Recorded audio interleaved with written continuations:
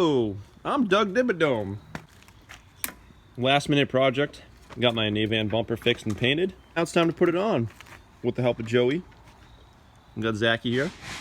And this is the old front lump. The old front lump. The frumpalump. The frumpalump. I don't even know what the fuck this is anymore. Alright, gotta go. Alright, I'm gonna head out. I'm a Chechnil Bosnia. I gave that thing a bath today, that's why it looks so red. So red. This is the old bumper that came on the Zenki when I first got it. I gotta get new blinkers things because the JDM bumpers, the USDM ones don't fit. Whatever, we're gonna rig something up for now. And it's gonna be really cool because it's not fiberglass, it's actually like the urethane or plastic, whichever it was originally made with. And this thing was thrashed when I got it. And it was cut like all right here.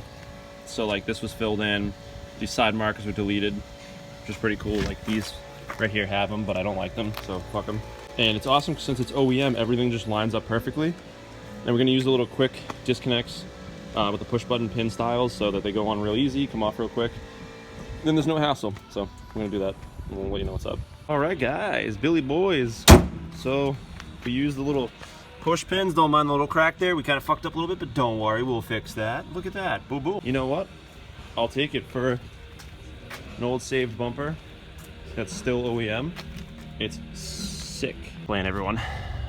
But honestly, it came out pretty good. Work got painted and the bodywork got done to it, but all in all, I think I spent a total of $100 to save this OEM style Navan bumper. And it's not fiberglass, which is the best part. So hopefully this thing holds up. I guess we'll see. Makes my car look a lot better though.